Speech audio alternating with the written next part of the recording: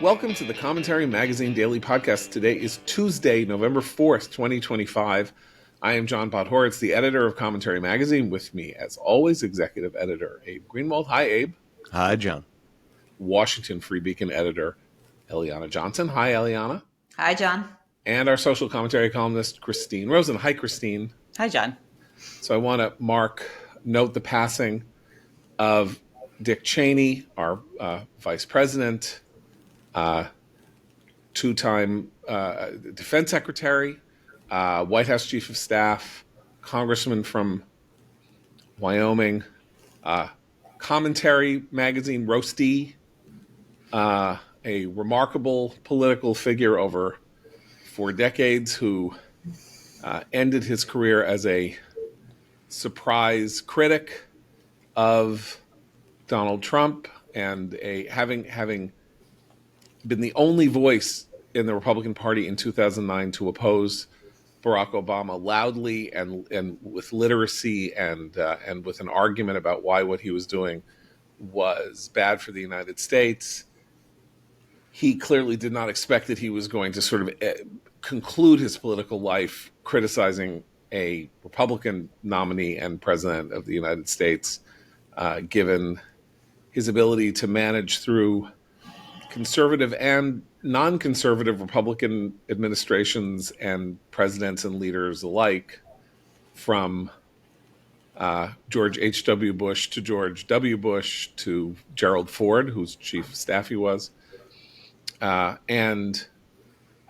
he did so out of principle. He was a man of great principle. He was a man of great vision. The hostility to him on the part of so many people in the establishment and elsewhere was so unwarranted and unmerited, given the way in which his entire focus, particularly as vice president, was trying to preserve the safety and security of the United States after the unprecedented attacks of 9/11. He was a model public servant. He was a very amusing person personally, and he was a man of principle. And I think he deserves every celebration upon his passing. You know, I was just in Wyoming recently, and the person who picked me up from the airport, who described himself as, very far left, immediately launched into a description of how much everyone there loved Dick Cheney. And this is a month ago. And they loved him because he was also very much a local guy, not just a national politician, not just a national figure. And he cared a lot about Wyoming, and he cared a lot about the people there, and he had friendships across the aisle there. And it was I was thinking of that conversation when I saw the news early this morning about his death. And he and Lynn together really were a kind of interesting political intellectual powerhouse couple of the likes we rarely see anymore, one in political office and the other very much engaged in long-term intellectual projects. And thoughts are with their family right now. Yeah. For those of us like me, so I'm 41 and really came of age. I was 16 in the year 2000, so really came of age when Bush and Cheney ran for president.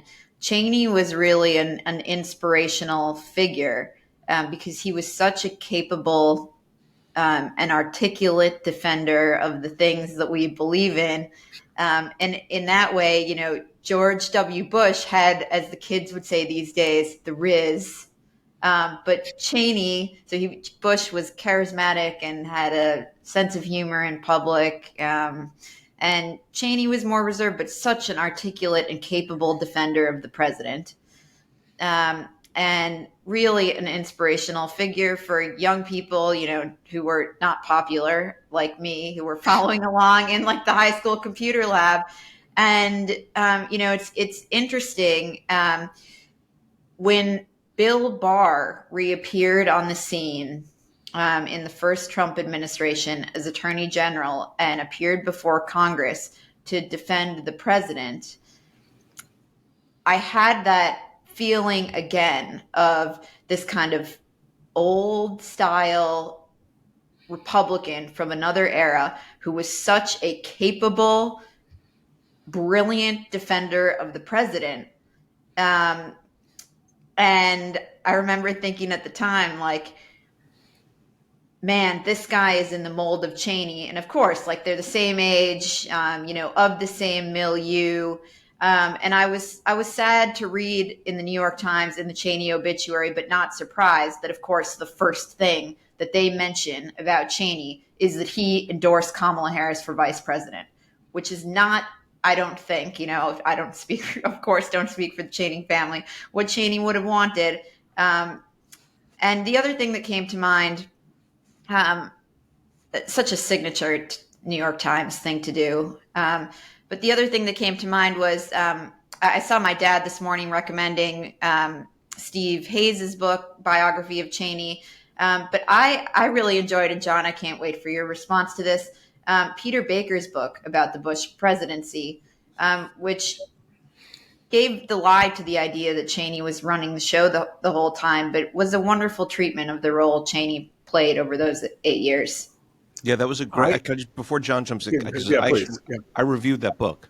I forget what it was called though. Days of Fire. Days of Fire. Yeah, Days of Fire. It's a great book, and you're right, and it shows how the entire administration was so misunderstood, but really Cheney in particular. This idea that he was a war hawk, that he was pushing the country into war, and then, of course, the nonsensical Halliburton assertions. That was none of that was true at all. And he and Bush, they didn't agree on everything. No, they didn't, and they ended. Yeah. The administration ended with them not on good terms because Cheney believed that Bush had acted improperly and unfairly toward his chief of staff, Scooter Libby, whom he believed to have been wrongly prosecuted and improperly sentenced, convicted and sentenced in a case involving the leaking of a covert agent's name that even while he was being prosecuted, it was known that somebody else had leaked the name. That is to say, Richard Armitage of the State Department had been the one to tell a reporter the name of Valerie Plame, the person who supposedly had. Who cares what the story was, anyway? But that Scooter hadn't done it. Cheney wanted Bush to pardon him, and Bush commuted the sentence but did not pardon him. And Cheney believed that Bush had failed as a leader and as a person. And as I said, they did not end on good terms, the administration.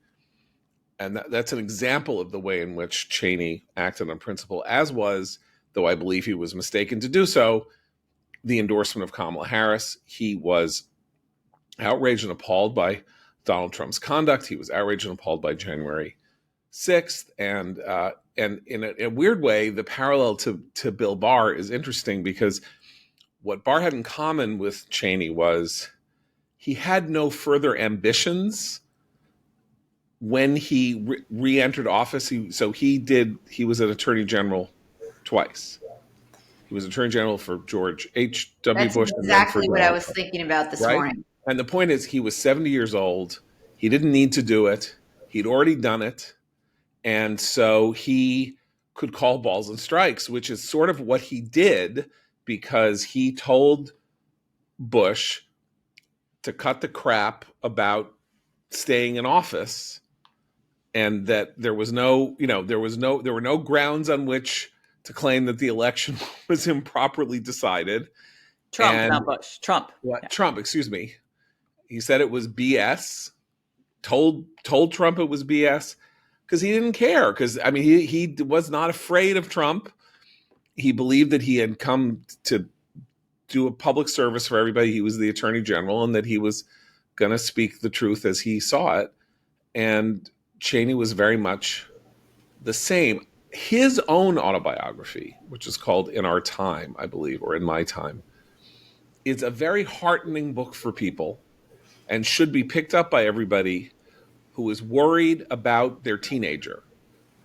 Because the interesting life story of Dick Cheney, who was among the most accomplished Americans in his 30s, when he was in his 30s, anybody that you could mention. Had this remarkable, found himself in the White House, working for Donald Rumsfeld in the Office of Economic Opportunity, ended up, I think, in his late 30s as White House Chief of Staff to Gerald Ford. But his years between the ages of 16 and 22 or something like that, he was a drunk. He was crashing his car. He was a torment to his parents, who were terrified that he was going to be a wastrel. He didn't go to college for a while. He was somebody who was not like on a good track. And he tells the story in his book of picking himself up, dusting himself off, becoming a serious person, choosing to become a serious person, choosing to change his entire demeanor when he had an early heart attack, which his doctor said was due in part, I mean, whether or not this is true or not, but that his temperament, that he had a volcanic temper, and that he needed to be able to contain it because he was doing himself injury, and he stopped losing his temper. He sort of willed himself to become a calm, understated person, But which there he had not been. But there's also this. I think one of the things that's appealing about him, Bob Barr, that whole generation of public servants, not politicians. We think of them as public servants, not as politicians. Is that they also didn't. They were still the same people. So my friend Matt Labash had he wrote about fly fishing with Dick Cheney, and one of the things he pointed out is that he ended up really liking him, even though Cheney had no interest in being liked by Matt. And one of the things he said is that he was famous for going around on the campaign trail and saying things like, "I'm not a baby kisser." Like he's not gonna play by those rules. And people had respect for that. And when we think of the kinds of politicians today, and obviously we're going to talk about, Mamdani, who I think of as like the sorrows of young cardamom, these are not the same caliber of figure. And I think it's why we feel a sense of loss as we watch that generation usher off the political stage, and it's sorrowful. But Matt's description of fishing with Cheney is also kind of epic. Can we also just talk about Cheney's greatest moment, one of his greatest moments for 2 seconds, which was when he had a confrontation with the Vermont Senator Patrick Leahy on the Senate floor at Leahy in 2004, and Cheney told him to go F yourself. And that became, a minor controversy at the time. The New York Times wrote it up. And the other wonderful Bush-Cheney moment when they were campaigning in 2000, and Bush was picked up on a hot mic pointing out the reporter Adam Clymer from the New York Times. Johnny Apple. It was Johnny Apple. Or maybe it was Adam Clymer. I think it was Clymer. Okay, yeah. And Bush said Adam Clymer was a major league asshole, and it was picked up on the hot mic, and Cheney responded, "Oh yeah, big time." Big time. Big time. Imagine that's a controversy. It's like, how dare he call either Adam Clymer or Johnny Apple and a-hole, since they both were. But I mean that's quaint. That's a quaint moment compared to what happens now. And that's part of the thing I wanted to mention is we lived through this period in which very principled, centered, and reasonable Republicans were caricatured and defamed and slandered as Nazis, as monsters, as gun nuts, as this, as that. And that game of describing Republicans in the way that they were described and defamed in that fashion opened this is the term now we keep using, opened the Overton window for a certain type of Republican extremism to emerge, because the idea was, why bother? Why bother following niceties? Why bother trying to make substantive constitutional arguments? Why bother to be respectful, to work really hard to write speeches and issue statements that were elevated and attempted to set the context for important things like the war on terror, what we were fighting for, all of that? Why bother? Because the establishment is just going to talk about you as though you're Hitler. So And that's an interesting point here this week, because it's like, so why not be Hitler? Like, if you're going to get called Hitler, go ahead and be Hitler, because George W. Bush was the opposite of Hitler. So was Cheney. And yet that was the lingua franca of the sort of mainstream media or people on the left. And so when they got really genuinely terrified by a figure they believed to be an extremist, like Donald Trump in 2016, they were Chicken Littles. They had used the term so promiscuously that it no longer had the power to shock or to silence or to make people think twice, because they called people who did not deserve any such accusation or qualification. They said that anyway. So they drained the attack of all power, and they let Trump basically say whatever you want about me. Because even though he also didn't like Bush and probably didn't like Cheney and all of that, I'm sure now he really hated Cheney at the end of his life. He was gifted by them with this present, which was, you're using shock words to attack me, and they don't have the power to sting anymore. And that's not Cheney's legacy, but it is very much part of who Cheney was in the sort of popular political culture of the 21st century. Okay, so let us move on to our 4 elections here today.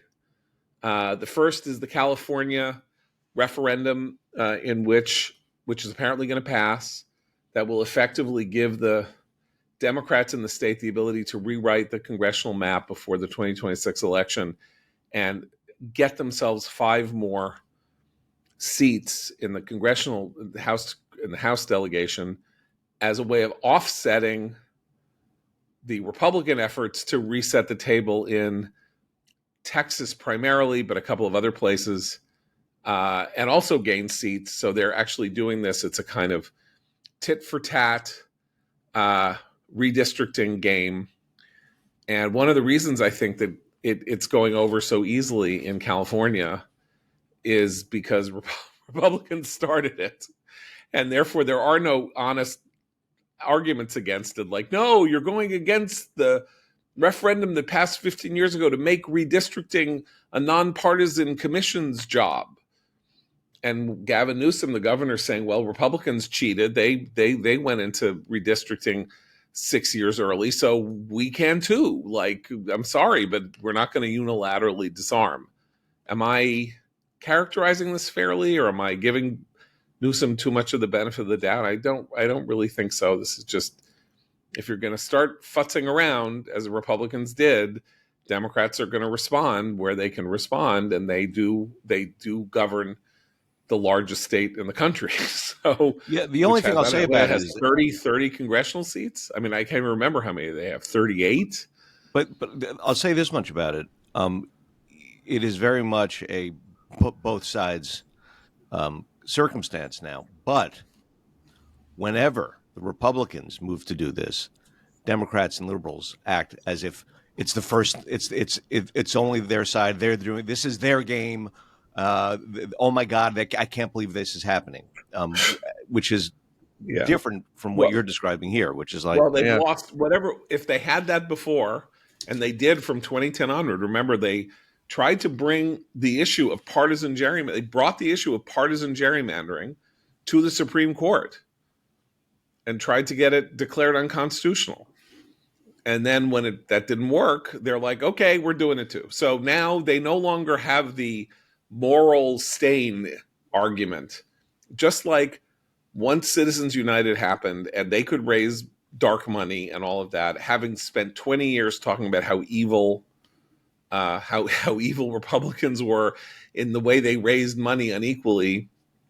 And then when it sort of came time to deal with the matter in actual raw politics, it turned out that they could raise money. They raised more money than Republicans did.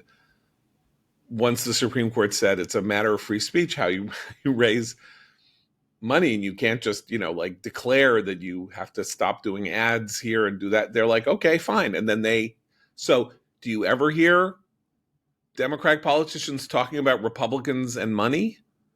Not at all. They stopped talking about it 13 years ago because they're better at raising money than Republicans are. I will say there's so I have family members who've lived many decades in California, and they always complain at every election about the gazillion of propositions that they have to try to understand before they go. I mean, their ballot is like 150 pages long for every election. But our kind of counterintuitive friends at Pirate Wires had a funny little post this morning talking about, you know what, maybe this proves there's too much democracy. Maybe the people don't need to be weighing in on every single little tedious issue about these things, and we should actually elect representatives to represent their interests. And there was a really important kernel of truth there that when we look at some of these direct ballot initiatives, things about redistricting, I mean, these are complicated things. It's why we used to have institutions like political parties and other organizations to solve this. But, they're just going to throw it at the voters, especially in California. So if you're a California voter, you have my sympathy today. We had 6 propositions on the ballot in New York State in this election. And you needed to be a Talmudic scholar to decipher what it was that they were about. And you had to, even I needed to go through training to know whether voting yes or no conformed with what I wanted to have happen. They're worded like a bad SAT question sometimes. You're like, purpose, is yes no or is no yes? Yeah.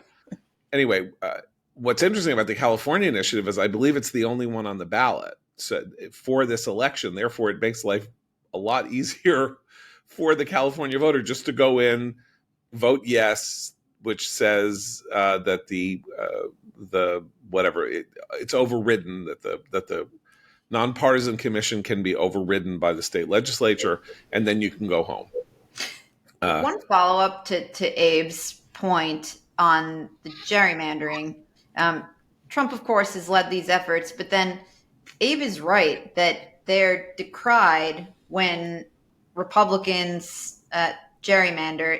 This is obviously a both sides thing that is used as a political tactic. And the most egregious example of what Abe is describing as Republicans are the villains using this politically and Democrats have clean hands is the way that Eric Holder is cited and described in media accounts of all of this.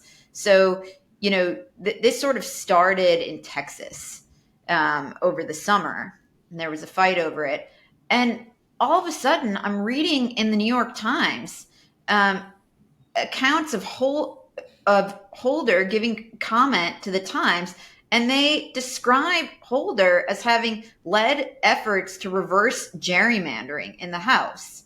And Holder has devoted the past many years to this Democrat states project called the National Democratic Redistricting Committee, which said it would work to oppose mid-decade map redraws, et cetera, et cetera. Well, Holder's now embracing gerrymandering. And nobody's calling him on this. Nobody's calling him on the hypocrisy at all. The mainstream embraces all of it. So Abe is totally right that Democrats get to skate by when they do it and Republicans are vilified for it. And Eric Holder is the perfect example of this. He's spent the past, several years opposing this. Now he's embracing it. And there's just no comment on it. I mean, if you remember, everything involving voting and districting and stuff like this really became a national issue with the 2000 election in Florida. Everything spins off from this, right? 25 years ago today, I believe, was the election day in 2000 that ended up with the unclear Florida result. And if you remember, the Democratic line was every vote must count. Every vote must count. You have to count all the votes. You're not counting all the votes. We need to end voter intent. So we have to count the chads and go through the vote to make sure that the voters intended to push the thing off the chads. And the Republican response was, okay, if we're going to do this, let's recount the entire state. If you're going to do a recount, recount the entire state of Florida. And the Democrats said, no, no, no, no, no, no, no. We only want to recount one county. We only want to recount Palm Beach County because there was something screwed up about the ballot in Palm Beach County. So on the one hand, they try to make this principled argument about vote counting and making sure that every vote counts, and there are problems with Florida tallying. And then when the Republican line is, okay, recount the whole state, they then have 36 days of litigation, largely because all the Democrats wanted to do was have recounts in the counties that they believed that they could prevail in and make sure not to have recounts anywhere else. And they were right, not that they knew that they were right. I don't think they knew that they were right. They because nobody knew that they were right, but 3 different full recounts of the state, largely done privately, one of them by a consortium of media companies, found that if you recounted the state, Bush won by about 900 votes as opposed to 537 votes, which is how it ended up. It's ridiculous that you could get a result that close, but we did.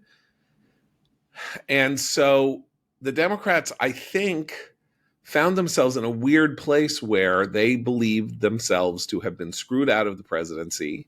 And then they believed it again. Some believed it again in 2004 because of the vote in Ohio. And then they thought anything Republicans do regarding voting is bad. Everything that they do is bad. And everything that we do is good because we're countering their badness. And everything we do is merited and justifiable, not for consistency's sake, but because they steal everything unless we try to steal it back. They don't even think about it stealing it back. But that is kind of the mood, and was the mood about voting in the United States. I think what they did from a PR perspective that was quite savvy in the Trump era was to add a layer to that argument, which was that democracy is threatened. Democracy is at risk. Now, that argument has fallen flat again for the Chicken Little reasons you cited earlier about other things. But that, I think, that appealed to a moderate voter who thought, oh, well, that's true. If our system is not working, that democracy is at risk. And they did try to ride that wave for a while. Interestingly, it that turned on them when Trump denied the results of the 2020 election. He basically ran their playbook, and all of us who reminded the Democrats that he was not the first elected official to deny the reality of an election result were told, this is ridiculous. And look, I think we all agree that Trump should not have behaved that way, and he obviously lost the election. But there is still this unwillingness, as Eliana and Abe both point out, to recall the actual facts of the history that came before, even if that history is only about 10 years old or 20 years old. I mean, there is a guy, the leading Democratic litigant on voting matters and ballot initiatives and stuff like that, Mark Elias. And he's obviously a very good lawyer and makes tens of millions of dollars a year from state and local and the National Democratic Party pursuing litigation on voting matters. And he'll take any side. I mean, as a good lawyer would, I guess, like if you're being hired to contest the results of an election, you're not looking for you're saying, okay, in this case, there were too many votes. In this case, there were too few. In this case, this was a problem. But in this case, it's the other problem. The thing is that it's always on one side. It's always the Democratic side that he is defending. And that is politics. That is American politics. That is the way things work. I have no problem with it. I just don't like the pomposity and the argument and the belief that Democrats have that somehow their pursuit of power at the ballot box is noble and wondrous, and the Republican pursuit of power at the ballot box is inherently disqualifying and should be disqualified, because when they get in power, they don't do enough on climate change, and then they only try to get into power to help companies that want to have more pollution, and therefore people give them money to do that. So anything that they do is therefore justified because all Republicans want is evil. I mean, I think if you decline it, if you like try to go back and back and back, that is the root argument, is they're bad, so we oppose them, and in opposing them, you should support us because we're saving you from them. And of course, there's every reason why Republicans and conservatives have essentially, after, beginning in 2015, 2016, said, okay, if that's the way this argument is going to go, we think the same about you. Here we go. We're gonna, after, we're gonna say the same things, and we're gonna pursue the same kind of agenda that you pursue, and say that you're stealing elections, and you're doing things for your rich donors, and you're it's like, fine, if this is the where the conversation points are, then this is how we're going to go. Anyway, it's going to win in California and negate whatever advantages Republicans cleverly thought they had achieved by doing this early gerrymandering, primarily in Texas.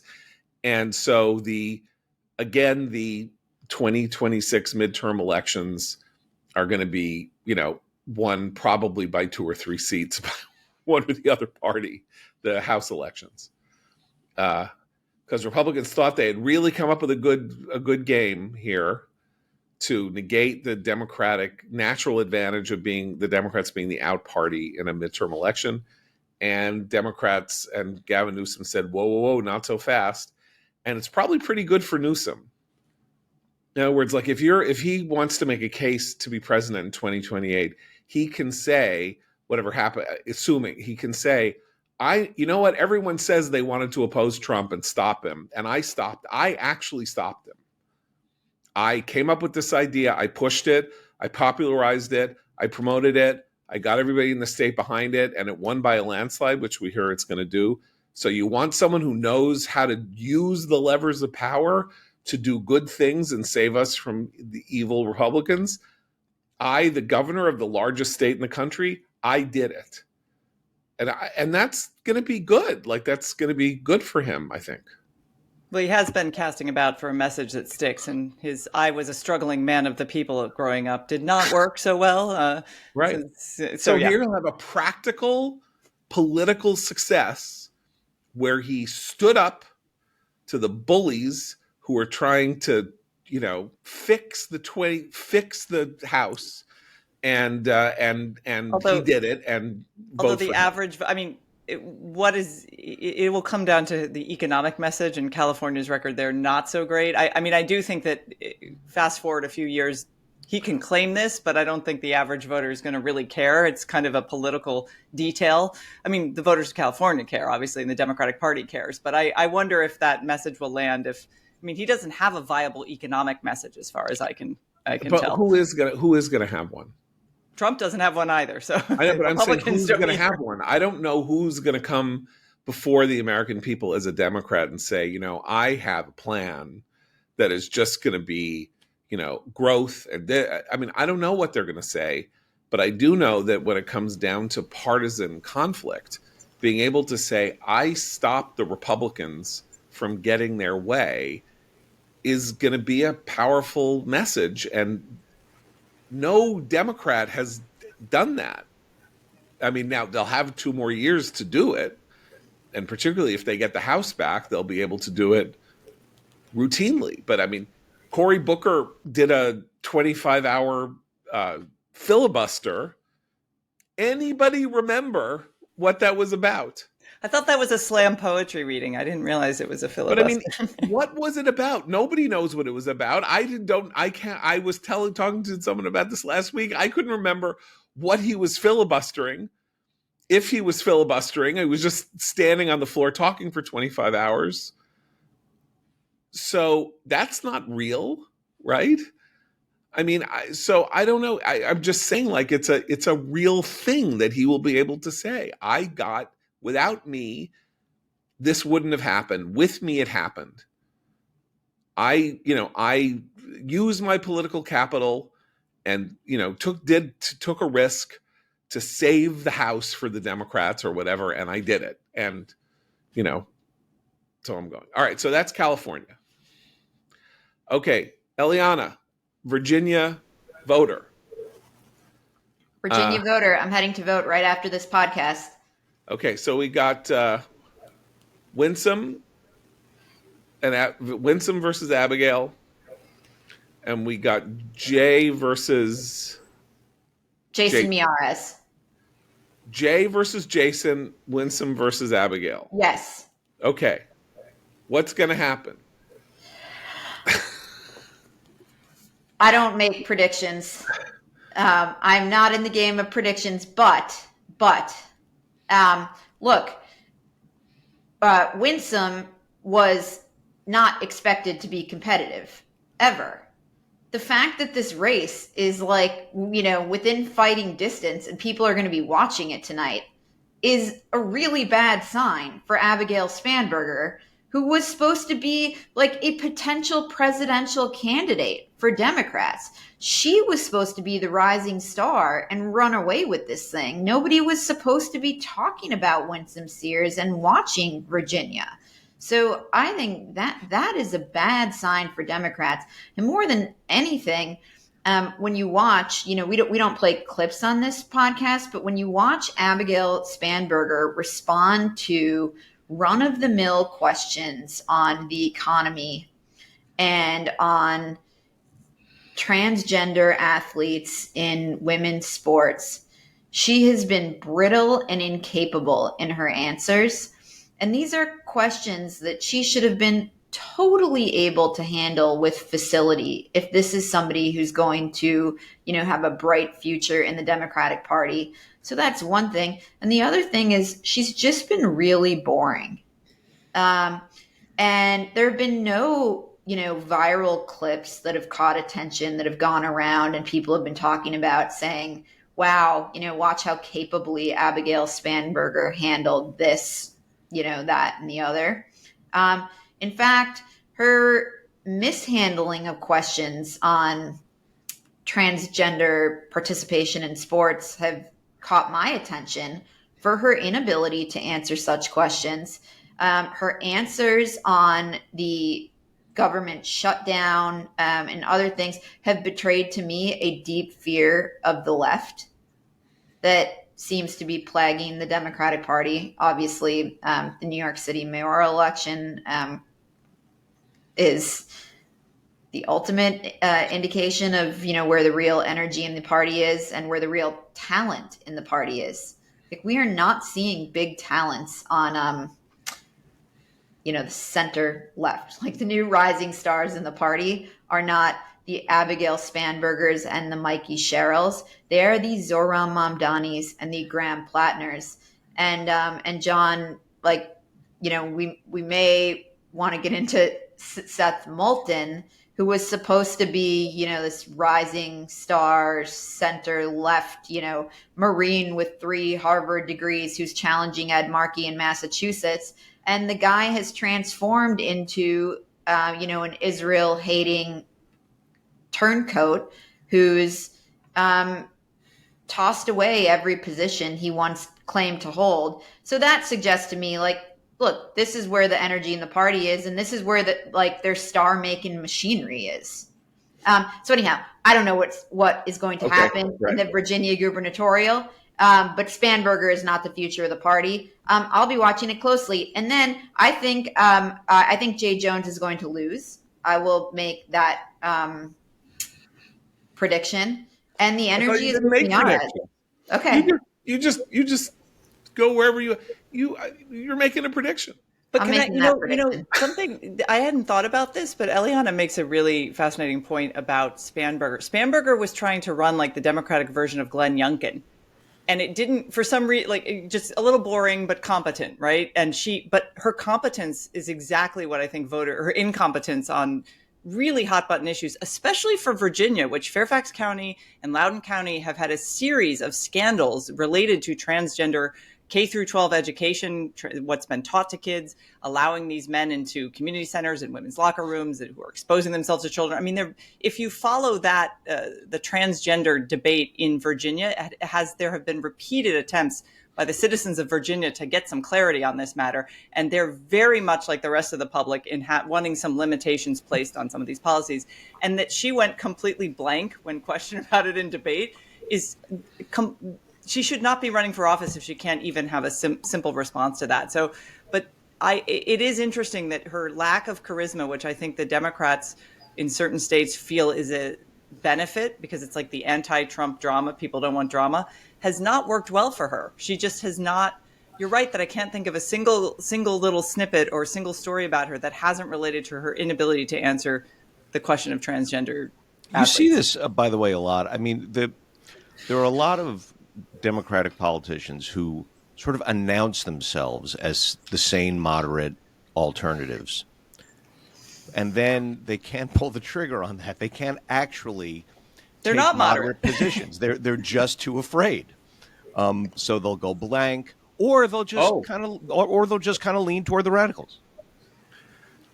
The Spamberger clip that you're talking about is Sears's best moment, right?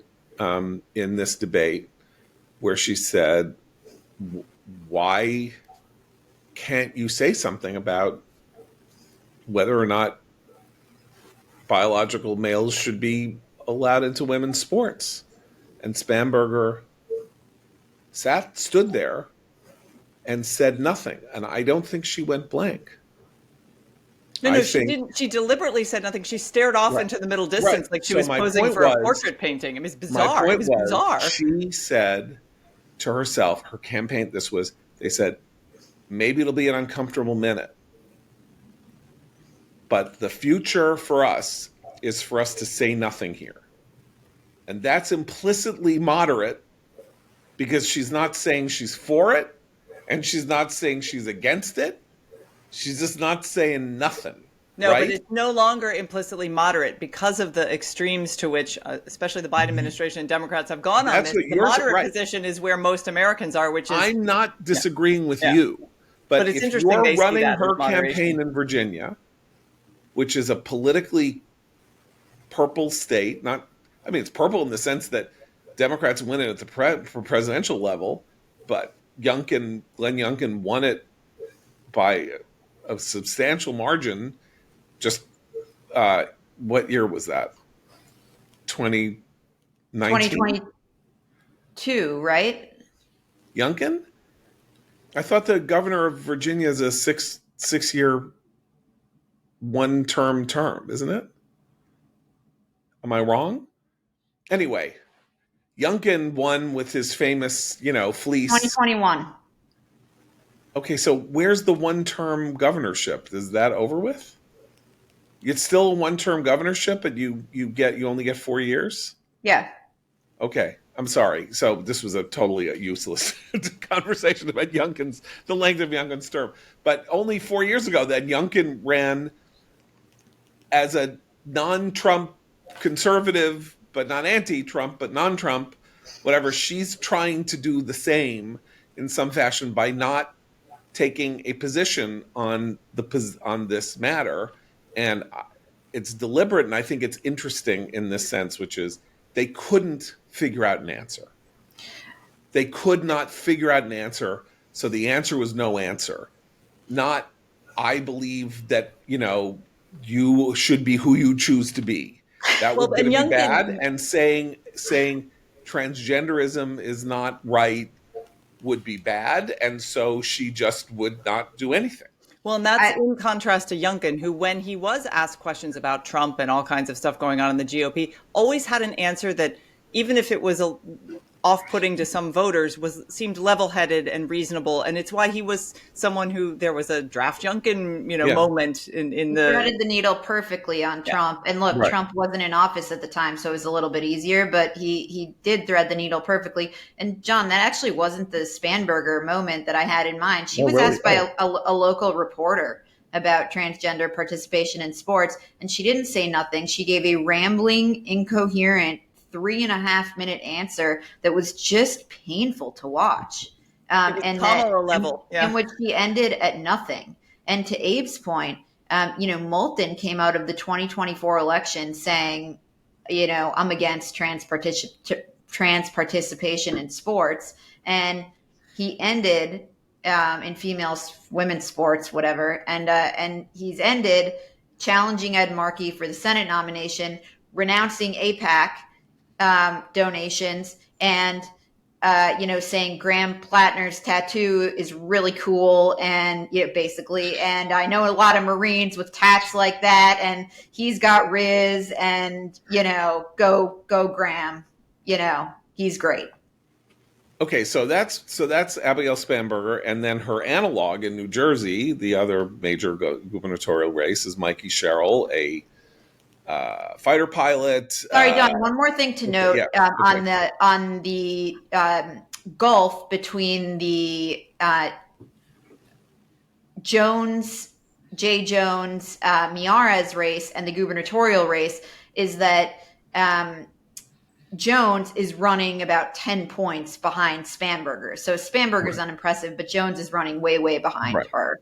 Right. Well, I mean, if you want to, I won't waste any time on this. This is Jay Jones, who said he wanted to put two bullets in the head of his opponent. In the head of somebody in the state Senate or one of the states. And just this is a weird clarification, but it matters to people who have been in service. She's not a fighter pilot; she's a helicopter pilot. It's a distinction that matters. I apologize. She's a helicopter pilot. She did do obviously tours of duty. I'm not questioning her service. 200,000 times where she's in the helicopter going, sometimes you have to make a decision and you have to be a leader, right? So that's the New York ad for Mikey Sherrill. Mikey Sherrill, congressman from New Jersey, running for governor. And frankly, I'm surprised that it is surprising to people that this race is tight as a tick, because Jack Ciattarelli, who was the Republican candidate for governor in 2021, when literally nobody knew who he was, he almost won that race in 2021 against Phil Murphy. He lost by 3 points. Murphy was up in the last poll by 16, and this was clearly an anti-democratic vote because Ciattarelli had run almost no advertising and no one knew who he was. He was the generic Republican, and according to where is this? Hello? I looked it up and now I don't have it. I don't know, 1.3 million people voted for him in New Jersey, and he lost by 3. He got 48%. Murphy got 51%. Trump closed the margin in Virginia between 2020 and 2024 by 10 points, lost by 6. So Ciattarelli's already had almost 1.5 million people vote for him. Trump vastly increased Republican support in New Jersey from 2020 to 2024. Sherrill is not an impressive candidate. There are inflationary issues in energy cost issues in New Jersey that seem to be, they're not following national trends. They're way ahead of national trends in terms of how much energy bills have spiked in New Jersey. So she's declared that she will declare an emergency to deal with energy prices, because she knows this is a major political issue. And my history of predicting from politics to the Oscars is bad. I'm really bad at the Oscars, so you would think I wouldn't even play in this field. But my spidey sense says that Ciattarelli is going to win, because this state is moving toward the Republicans. Sherrill has not run a particularly good race. He is an Energizer bunny of a candidate. He has been going 20 hours a day for 3 months. And I don't know. It doesn't feel like her issue against him is he's like Trump, and that may not be enough in an election in which people won't necessarily turn out to vote against him because he isn't Trump. I mean, he's his own person. Okay. This speaks to a broader challenge the Democratic Party will have next year and into 2028. We've seen these interesting polls where, Trump's approval rating is quite low. I think it's now the lowest it's been. Voters are pretty concerned about how he's handling the economy in particular, which doesn't seem to be improving. But when you then ask them, are the Democrats a viable alternative? They're like, no, we don't like them either. We don't trust anything they have to say. So there is this real vacuum on the Democratic Party side, with the exception of some of these, as Ileana said, some of these young rising Democratic socialist types, Right. where the voter isn't, it's not like they don't like Trump, they don't think he's doing well, but they're not shifting their loyalty to the Democrats. It's a really interesting kind of pre-midterm election phenomenon to watch. Okay, so now we can go to New York City. And I do not believe that what I'm about to tell you is going to happen. John, can I say one quick thing on New Jersey? Yeah. So Nate Silver had a really interesting, like, deep dive piece on New Jersey's shift in 2024 towards Trump. And like, this race is really close between Sherrill and Chitterelli. And I think it's worth noting that Chitterelli is capable and Sherrill's not been a good candidate. But two things, like, this race is close, and Chitterelli is not a Christie-like political talent. He's not like amazing. And the second thing is, like, Trump does not give these guys the ability to denounce him and like the freedom to run the best campaign they possibly could. But Nate Silver makes a couple interesting points in this piece. One is that there were huge shifts in 2024, particularly among Hispanic and Asian voters in New Jersey, and that it'll be really interesting, I think, to look at after we know tonight's results, to see if those stuck, or whether those voters go back to the Democratic Party. And I think it will tell us a lot. I mean, the state shifted 10 points towards Trump in 2024. Yeah. So Mamdani, I just want to lay out a scenario that I believe is overly optimistic for those of us who do not want Zohran Mamdani to be mayor. Super off-brand for the podcast, I'm just pointing out. Right. But Okay. But here is the scenario. The scenario is there is this one polling firm. This race has not been extensively polled because media companies are barely polling anymore. The one poll that has come out in the last 5 days, and they've done 2 of them, comes from a firm called Atlas Insights. And they got 2020 and 2024 right. They were the closest to hitting the numbers. So we can't discount them. We can't say we don't know if they're good or bad or whatever. And they show a tightening of the race. They had Mamdani over Cuomo by 10. And then Sunday night or Monday morning, something like that, they had a poll out that had Mamdani up by 6. So if they're measuring something real, they're measuring a tightening. And they have Curtis Sliwa, the Republican candidate, as opposed to Cuomo, who is the independent candidate. They have Sliwa very high. They have Sliwa at like 20%, which is, I think, why Trump came out Monday night and said, you should vote for Cuomo if you're listening to me.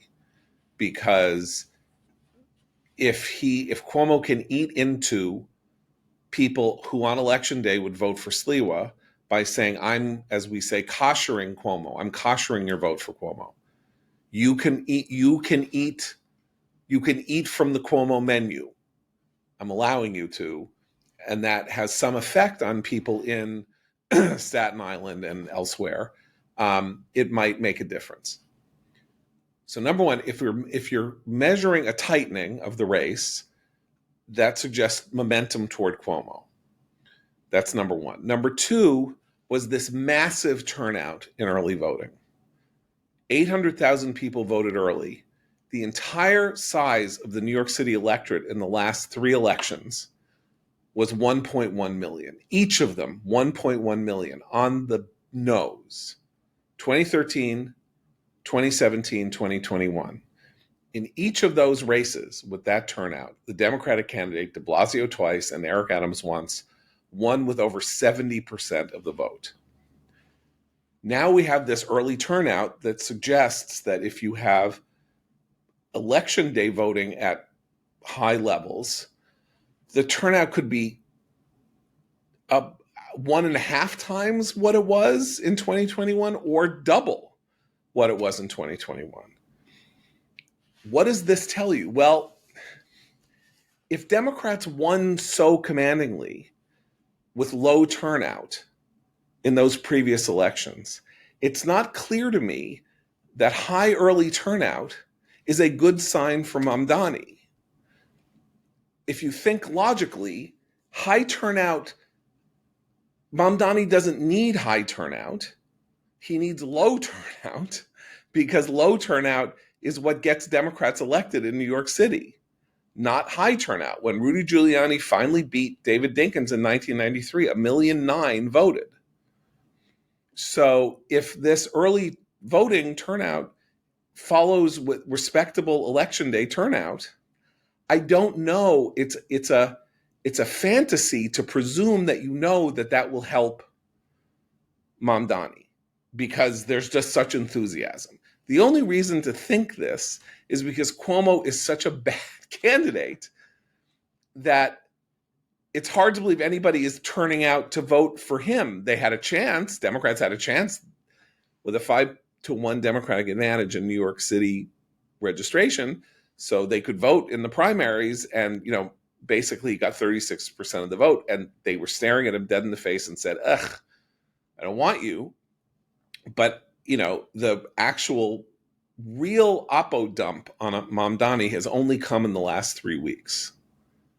Another sign of the incredible failure of the Cuomo campaign, which had all the money in the world and did not do its job in digging this stuff up that people have dug up about Mamdani, the things that he has been saying. Linda Sarsour of the Women's March saying, we're paying for this campaign. We and the Council on Islamic American Relations or American Islamic Relations has been basically supporting Mamdani and helping and explicitly saying, campaign. You will owe us, Zoran, when you.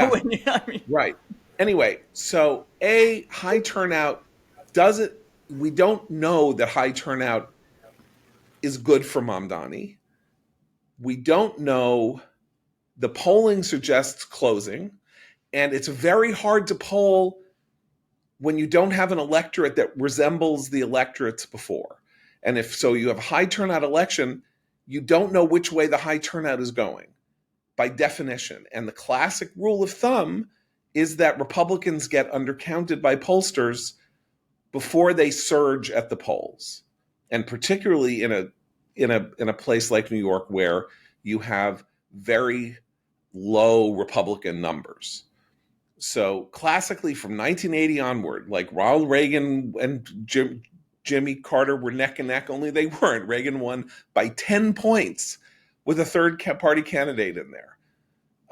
There are a series of elections I could point out in which Republicans are just systematically undercut because you can't model a race in which there's a Republican surge among people who have never voted Republican before.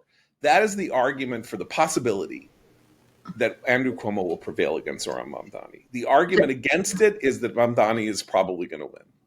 John, just one beat on your long-running theme of Cuomo being a terrible candidate. I laughed out loud when I read a New York Times article noting an interview Cuomo did with these MSNBC hosts.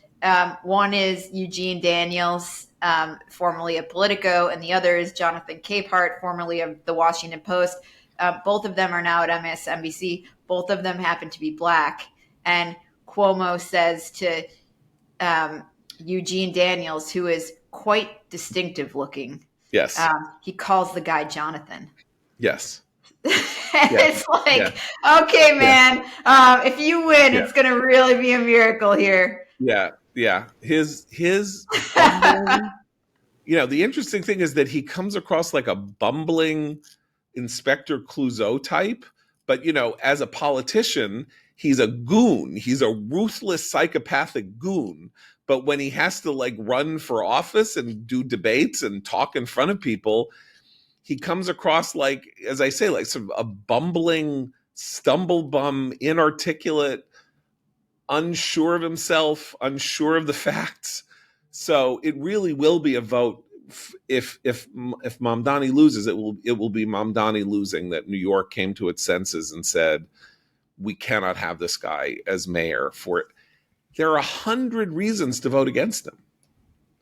100 reasons. That's the interesting thing. It's not just the anti-Semitism. Vote against who? Mamdani. Yeah. Yeah. So you can assemble a coalition that can come up with enough people who would vote against Mamdani. The question is, how much of a spoiler will Sliwa be? And how many votes will he take? Because it's very clear that if you add up the Sliwa and Cuomo votes, they will get more votes than Mamdani will together. So Sliwa really will have handed the election to Mamdani, because no Sliwa voter would ever vote for Mamdani, and probably a bunch of them would have voted for Cuomo if he was the only. Well, and there choice. there was, except among, I think, conservative media, there was never enough discussion of what Eliana just mentioned, not just the support of groups like CARE, but the Democratic Socialists of America notion is to subvert democracy peacefully. We go in, we infiltrate existing institutions, in this case, New York City's Democratic Party, and we win. And once we win, it doesn't matter if we have the majority. We can have it. We can just eke it out across the finish line, and then we do what our agenda is. And that agenda, Cuomo really hasn't been good about outlining what that is. Sliwa in some of the debates took a few cracks at it, but I think this was another example where the lack of a really vigorous, independent local media in New York, just constantly harassing the candidates in the way that I feel like they used to do in days gone by, and just constantly getting him on the record with some of this stuff, because he's even had flip-flops about law enforcement and whatnot. Obviously his chumminess with these extremely anti-Semitic radical imams. I mean, none of this really has gotten much exposure over time. So we've seen these stories pop up in the last minute, but to what a point you've made throughout this race, John, which is just a really weird race. It's a really weird election in lots of ways. But if he wins, I mean, you two are New Yorkers. I mean, it's going to transform your city pretty radically if he's able to even do a third of what he's claimed he wants to do. Yeah. Well, fortunately, he won't be able to, but that doesn't mean that he won't, for example, lead the New York City Police, the 38,000 members of the New York City Police Department, to sit in their cars rather than to go out and crime bust, because you have a mayor who is hostile to them, and they know if anything happens, if there's a slightest glitch in, if somebody says, oh, they looked at me cross-eyed, he will send them to the Civilian Complaint Review Board and torture them and end their careers and make them miserable. And there will be mass resignations from the police department. It will be very hard to train new cops in time. New York City has an incredibly well-trained police department. It's the best police department on the planet Earth, and he has defamed it. He has trashed it. He has slandered it.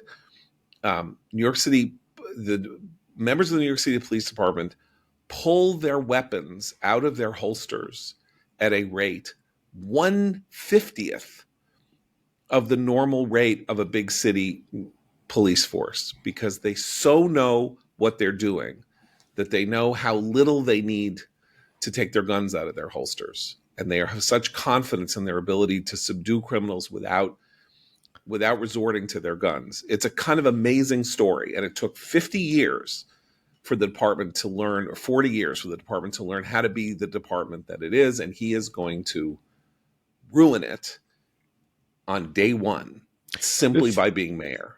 Yeah. I mean, the thing is that, even if Mamdani is impeded policy-wise every step of the way, if he gets nothing on his wish list accomplished, the change on the culture of the city will be immediate and dark.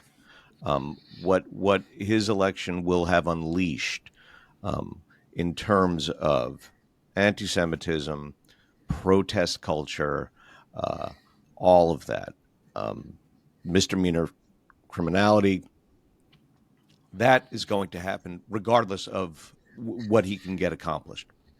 Right. Christine, you have a recommendation. I do. I have actually, since we didn't get to do an update on the heritage anti-Semitism fiasco, Okay. I will say and many of our listeners have probably already seen it, but go watch our friend Ben Shapiro's excellent show devoted to this. You find it online. It's fantastic. He just very methodically explains a lot of what we've been talking about. So go watch that. I'm so grateful to him for doing this, because he basically went to swim in a cesspool for the rest of us and collect he did the work that and the data and the quote and stuff. And even I, aware of all this, hearing it sort of put in sequence, what Tucker has said, what Nick Fuentes has said, and all of that, it's a tour de force of a podcast. And even if you are a person who wrongly doesn't like Ben or thinks he talks too fast or something like that, watch it and listen to it, because it achieves it's work I would be proud to have my name attached to if I ever had the energy to do anything remotely like it. Anyway, so yes, thank you. That's like not actually the recommendation I want to make, but everyone should go see it. I have been reading because we talk about daily politics all the time. I often like to step back and go back in history to remind myself that even though everything is terrible, it was often worse, and we got through those periods of time. So I've been reading a lot of early 19th century history, a lot of early 20th century history, and I revisited a book recently that, because we're talking about elections and socialism and the fate of the progressive left in general, I reread Walter Lippmann's Drift and Mastery. Short little book written published in 1914. He wrote it when he was about 25 years old. Lippmann, one of the founders of the New Republic, famous progressive figure, but his journey from young socialist to sort of quasi-utopian progressive to disaffected liberal is just, you see it. So this is the midpoint. This is where he's left socialism, but is still a kind of starry-eyed, optimistic progressive. And he spent his entire intellectual career wrestling with this tension between, should experts tell the masses what to do? And is that good or bad? And what about human nature?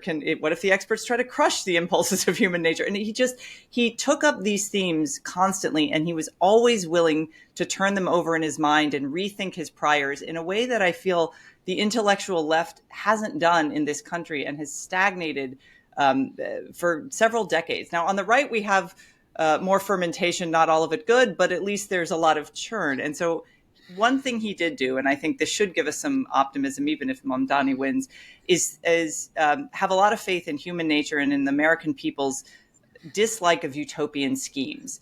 And he has a great line towards the end of the book where he says, "There is no democracy in a utopia, no willingness to allow intractable human beings the pleasure of going to the devil in their own way."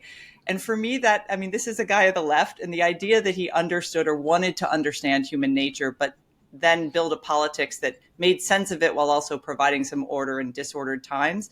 It was, look, he's got lots of crazy stuff about labor movements, and you can skip that, but it's a very short book, basically a series of essays. And so if you're looking for a reminder that that kind of intellectual work on the left has happened in the past, and maybe we can hope for some thoughtful reexamination of principles, reread Drift and Mastery by Walter Lippmann. Great recommendation. Okay. We'll be back tomorrow for Eliana, Christine, and Abe. I'm John Podhoretz. Keep the candle burning.